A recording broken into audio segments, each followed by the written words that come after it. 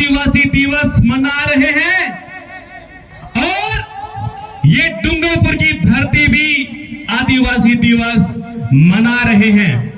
पूरी दुनिया के आदिवासियों को मेरी ओर से आदिवासी दिवस की हार्दिक शुभकामनाएं। ये तपरा स्थल और चारों ओर की हरी भरी पहाड़ियां, ये मंद मंद महकती चलती पवन आज इस कार्यक्रम की साक्षी है। और आपको पता हो, ये धरती, ये पवन, ये जंगल ही आदिवासी पूजते हैं। एक बार आदिवासी अपने आप के लिए ताली बजाएंगे और जिस धरती पर बैठे हैं उस धरती को नमन करेंगे, क्योंकि धरती पूजक आप ही माने जाते हैं। आदिवासी अर्थात मूल निवासी, शुरू से प्रारंभ से इस धरती पर निवास करने वाले को ही आदिवासी कहा जाता है। एक बड़ी काम की बात बता रहा हूं। संयुक्त राष्ट्र संघ, जिसका मुख्यालय अमेरिका में है, देशों के बीच में शांति स्थापित करने का कार्य करता है और उसी यूएनओ ने आदिवासी दिवस घोषित किया था और उसी की बदौलत आज पूरी दुनिया आदिवासी दिवस मना रही है।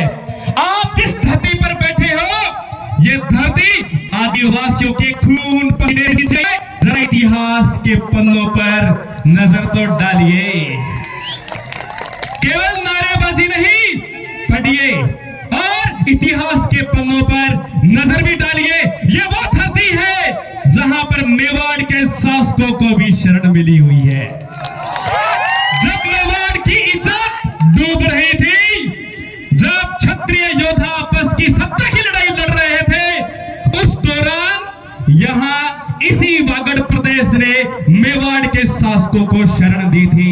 यह भी इतिहास के पन्नों पर खंगाल लीजिए। अब मैं मेरे आदिवासी भाइयों को कहना चाहता हूं, आप एक बार मौर्य काल के अंदर अतीत में जाके देखिए। एक चंद्रगुप्त जो आदिवासी था, जंगल का निवासी था, वो पूरे भारत का एक छत्र शासक बना था। आज तो ये भारत क्या है? भारत, पाकिस्तान, अफगानिस्तान, म्यांमार, बांग्लादेश, श्रीलंका सबको मिला दे, उस पूरे प्रदेश का एक छत्र शासन चलाया था और उसके पीछे एक गुरुजी का हाथ था, नाम था चाणक्य। आज भी हम एक मुहिम चला सकते हैं। मैं आज भी बच्चों को पढ़ा सकता हूं। मैं चाणक्य जितनी ताकत रखूंगा, लेकिन मेरे आदिवासी भाइयों में चंद्रगुप्त जितना सामर्थ्य होना चाहिए। और आदिवासी भाइयों को कहना चाहता हूं, अपने बच्चों को मजदूरी लगाने के बजाय, आप जल्दी काम में डालने के बजाय उनको पढ़ाओ तो सही। पढ़ाने के लिए हम तैयार हैं, आप बच्चों को पढ़ाओ तो सही।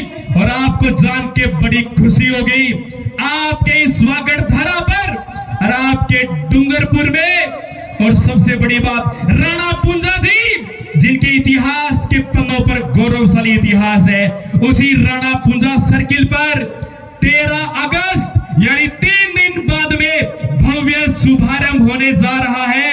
गुरुकुल ओपन होने जा रहा है। कोचिंग क्लासेस का नाम मत देना, ये कोई माफिया नहीं आ रही है। यहाँ पर गुरुकुल ओपन होने जा रहा है। और आपको बता दूं, नाम क्या हो सकता है? जोहार। गुरुकुल का नाम है जोहार। अब हर घर में होगा सरकारी अधिकारी, चाहे वो पुलिस हो, चाहे वो शिक्षक हो, चाहे वो प्रशासनिक अधिकारी हो, एसडीएम हो, बनेगा। अब आपको जागरूक होना इसके लिए पड़ेगा। एक और बड़ी बात आपको बताना चाहता हूं। सबसे बड़ी बात थी कि आदिवासी पहले शिक्षा का थोड़ा भाव था, लेकिन धीरे धीरे जागरूक हो रहा है। जब रफ्तार पकड़ ही रहे हैं तो गियर बड़ा लगा दिया जाए ना, छोटे गियर में क्यों चलाया जाए? तो गियर फिर बड़ा ही लगाए, स्पीड बढ़ा दी जाए। आप सबको जान के खुशी होगी, हमने आदिवासी दर्शन आप सबके लिए लिखा है। उसमें अवगत कराया गया है कि आपको क्या क्या विशेष अधिकार है। इस धरती पर रहने का अधिकार है, आपको बोलने की स्वतंत्रता है, आपको आवाज उठाने की स्वतंत्रता है, लेकिन हमें हमारे अधिकार पता नहीं है। उन अधिकारों के लिए गोविंद गुरु महाराज ने प्रयास किया और ऐसे कई पूज्य संत हुए जिन्होंने इनके लिए लगातार प्रयास किया। उन्हीं के शब्दों को विशेषाधिकार के रूप में हमने आदिवासी दर्शन लिखा है। स्टॉल भी उसकी लगाई गई है और प्रत्येक आदिवासी के घर में वह पूजनीय पुस्तक वहां पर होनी चाहिए, ऐसा मैं चाहता हूं। शब्दों की थोड़ा समय का अभाव है, इसलिए जब भी आदिवासी सांस्कृतिक कार्यक्रम होंगे मैं आप सबसे मिलता रहूंगा। जय जोहार, जय जोहार। बहुत बहुत धन्यवाद सर, जोहार आपका। आगे में हमारे तेज